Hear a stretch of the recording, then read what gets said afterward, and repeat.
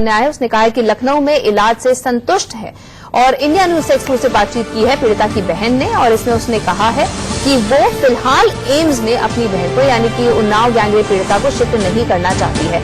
आपको फिर बता दें कि उन्नाव गैंगरेप पीड़िता और उसके वकील का एक्सीडेंट हो गया था और इसके पीछे कुलदीप सिंह सेंगर का ही हाथ बताया जा रहा है। सुप्रीम कोर्ट ने कल इस पर सुनवाई की थी और ये कहा था कि एम्स में इलाज के लिए शिफ्ट कराया जा सकता है। डॉक्टर्स ने कहा था कि एम्बुलेंस द्वारा इन दोनों को शिफ्ट किया जा सकता है, लेकिन फिलहाल पीड़िता की बहन ने कहा है कि वो लखनऊ में ही इलाज से संतुष्ट है। अगर जरूरत पड़ी तो एम्स जाएंगे।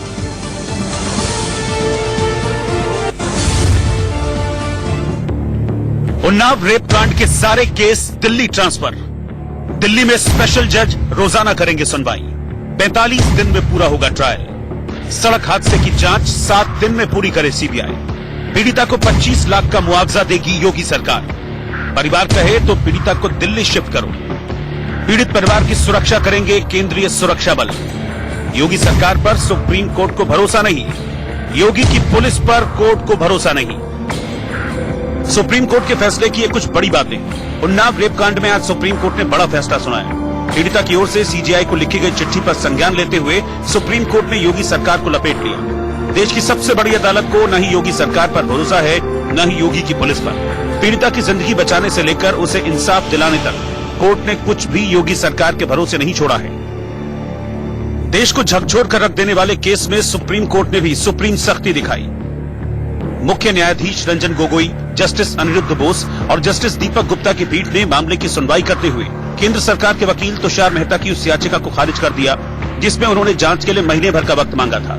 सीजेआई रंजन गोगोई ने कहा, उन्नाव केस में क्या अपडेट है। सॉलिसिटर जनरल तुषार मेहता ने जवाब दिया, मामले की जांच सीबीआई को सौंप दी गई है। आगे सीजेआई ने पूछा, आपको जांच के लिए कितना वक्त चाहिए। सॉलिसिटर जनरल तुषार मेहता ने जवाब दिया, महीना भर। इस पर सीजेआई रंजन गोगोई ने कहा, महीना भर बिल्कुल नहीं, 7 दिन में जांच पूरी करो। सीजेआई बोले, सीबीआई से कहिए तुरंत कोर्ट में स्टेटस रिपोर्ट दाखिल करें। इस पर सॉलिसिटर जनरल ने जवाब दिया, जांच करने वाले अफसर दिल्ली से बाहर हैं, उन्हें कल तक का वक्त दिया जाए। इसके बाद सीबीआई की ज्वाइंट डायरेक्टर संपत मीना ने कोर्ट के सामने 2 मामलों की स्टेटस रिपोर्ट रखी।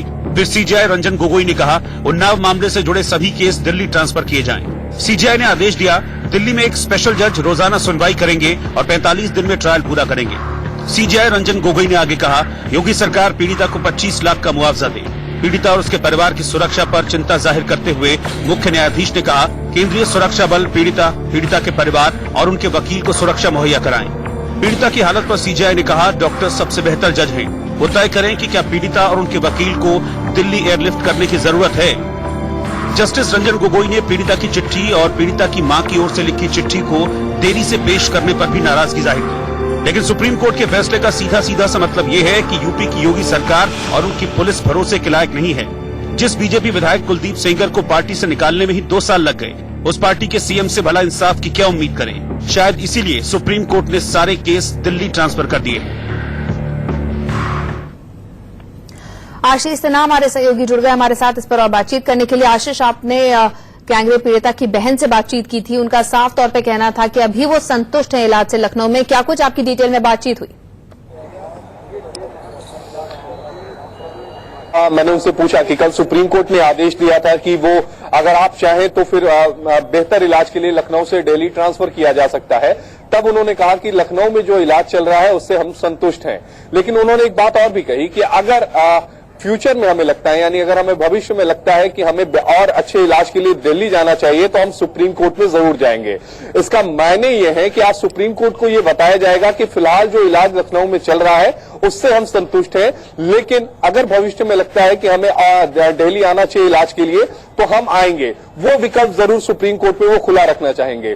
दूसरी अहम बात कि आज सुप्रीम कोर्ट ये भी तय कर सकता है कि क्या जो पीड़िता के चाचा है जो इस समय रायबरेली जेल में बंद है उन्हें क्या दिल्ली ट्रांसफर किया जा सकता है या नहीं। कल सुप्रीम कोर्ट ने यूपी सरकार से जवाब मांगा था, जिस पर यूपी सरकार को आज कोर्ट में जवाब देना है। बिल्कुल आशीष हमारे साथ रहिए। इस बीच एक और बड़ी खबर की अपडेट दर्शकों को दे दें। उन्नाव केस में सीबीआई की पूछताछ शुरू हो गई है। पुलिस वालों से पूछताछ की जा रही है। इस वक्त आपको बता दें कि जो गैंगरेप पीड़िता की मां ने कहा था कि पुलिस वालों को कई कंप्लेंट दिए जाने के बाद भी उन्होंने कार्रवाई नहीं की और इसी को लेकर सीबीआई अब पूछताछ कर रही है। श्रेया चैटर्जी हमारी सहयोगी जुड़ी हमारे साथ। श्रेया, का क्या अपडेट है?